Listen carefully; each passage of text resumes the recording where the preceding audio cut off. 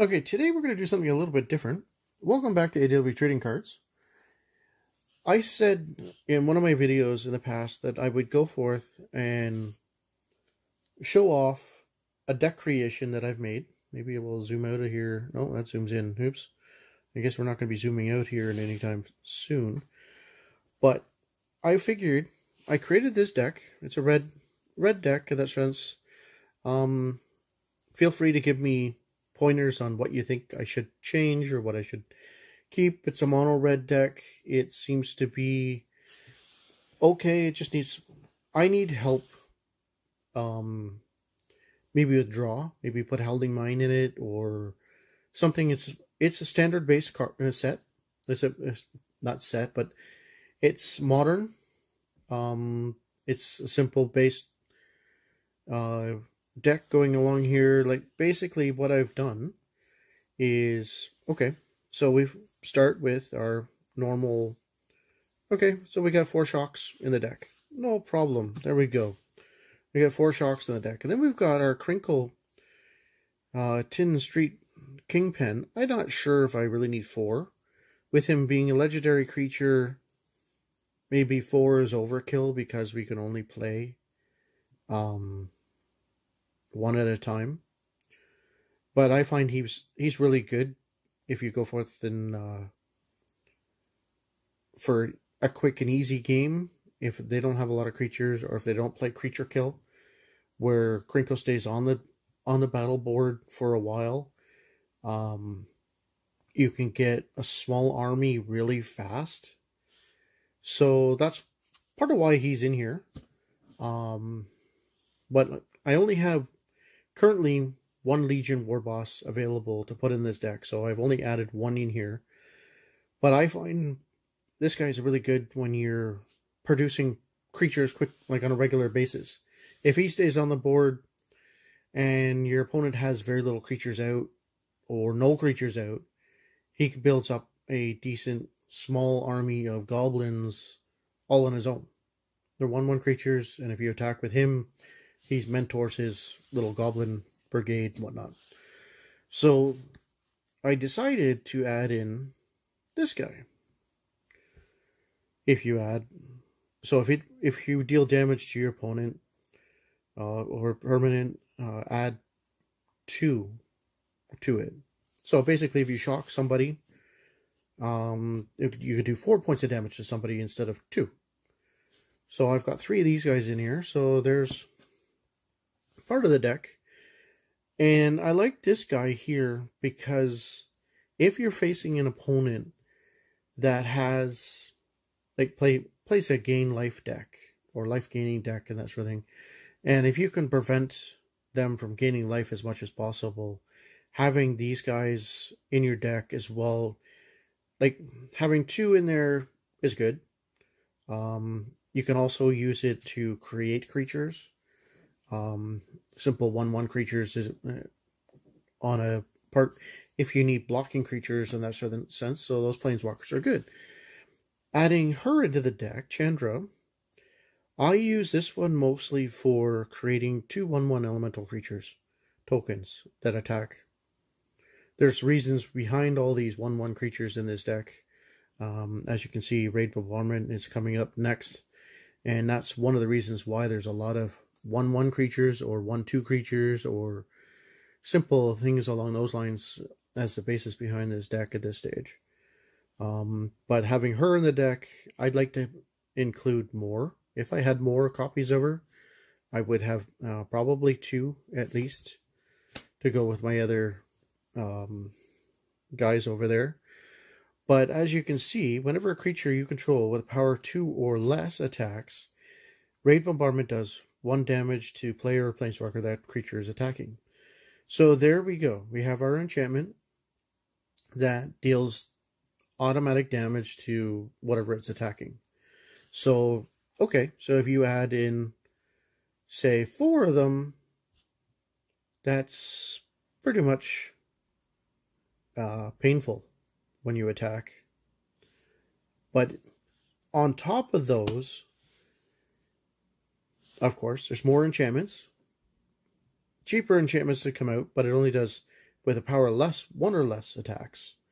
This does damage to the player. Planeswalker for the Cavalcade Calamity, or whatever you want to class it as, or call it. But having these in here is good as well, because there's a reason behind all of this damage to your opponent. You have these guys deal direct damage to your opponent, and then you have your flying creatures, your Chandra Spitfires, that come in whenever damage is dealt to your opponent. Whatever non-combat damage is dealt to your opponent, Chandra Spitfire gets 3/3/0 until end of turn. So with all this damage done to your opponent, like you can shock it, you can attack, and your Cavalcade hits, these guys get really strong really fast. And a lot of the time, there are times where players don't have flying creatures out that can block this guy. So having this guy in the deck, I find is pretty helpful when you're playing this type of deck. Because another direct damage, I might be overkill with the enchantments in this deck at this stage, but if somebody wants to point out what I've done wrong or something I can add into this deck to maybe limit these, like this guy here, the Cavalcade and the Raid Bombardment, down to 3, and add in another spell or artifacts that could help this deck, I would be so much happier if that was the case. But Impact Tremors, it goes, whenever a creature enters the battlefield under your control, Impact Tremors does 1 point of damage to your opponent. So, as that still, you're dealing points of damage to your opponent when you bring out creatures. The Chandra Spitfire, lo and behold, it gets very bumped up really fast, really quickly. But the other scenario was, these are a little bit more expensive, but you're looking at it with the combo here of your Impact Tremors, the Scampering Scorcher, and your Chandra Spitfire.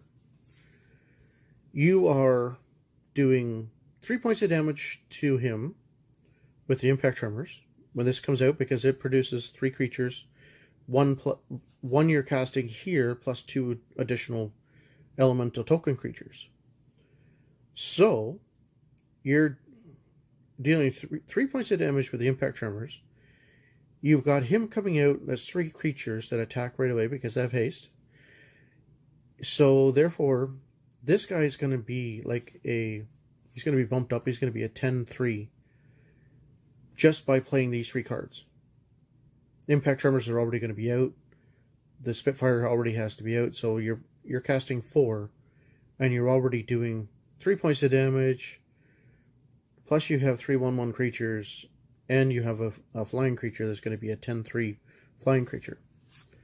That's the reasoning behind the Scampering Scorcher in this deck. And I think there's 4 of them in here. So that's that combo there. But you've got also Scorch Spitters. Because they're cheap to bring out, they only cost 1 to bring out.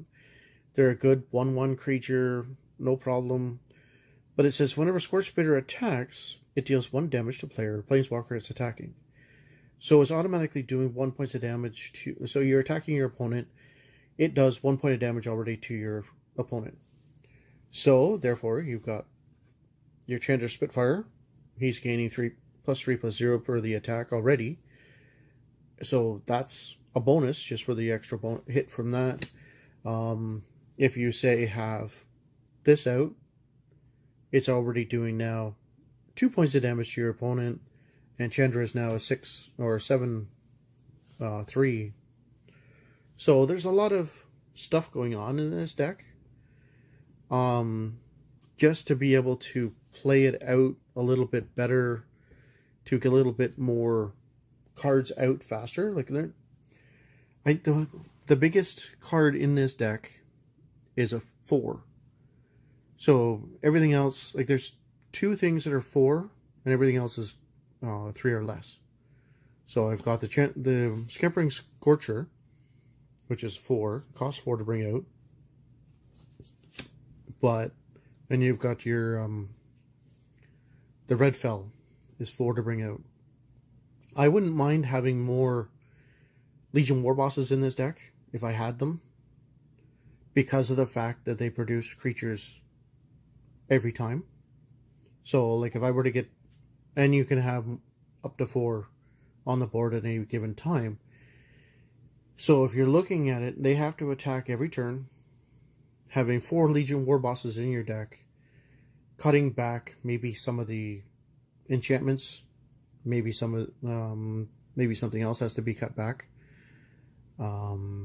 Maybe I only put 2 of the raid bombardments in there instead.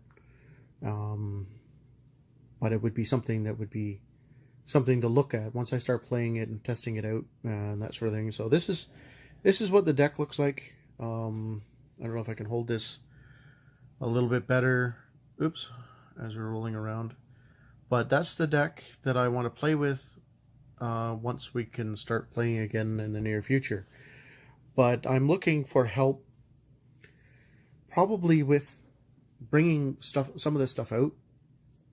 Maybe some draw cards might be helpful.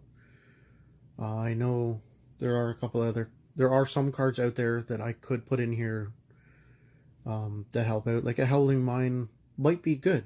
It might hurt. I don't know. But since the cards aren't that expensive to bring out, having a Howling Mine in it may help, depending on who you're playing against. If you're playing against somebody who's doing direct damage to you, and having a Howling Mine out is not going to help me. It'll hurt me more than it would help, I would think. But I am looking for help. But that's one of the decks. We're going to try something a little bit different. This is one of the decks that I've created here in the COVID times, and I haven't been able to test it out yet. I haven't added the mana to it yet either. I'm not 100% sure how much land to run on it. Probably 20, maybe 22, maybe more than likely 20 lands for the 60 cards or the 60 card deck, but that's what it is. I hope you like this video, because we're going to do some more of these types of videos, and if you want to put comments below and help me out making this deck stronger, I have no problems making modifications to it, taking out certain things. I know that it's enchantment heavy. There's a lot of creatures, a lot of enchantments, not a lot of instants or sorceries in here. There's only actually 1 instant, and the rest are creatures and enchantments. But here it is. Smash that like button if you like this video. I do need help with it, so feel free to make comments. I'll respond as early as I possibly can. But thanks for watching. Bye for now.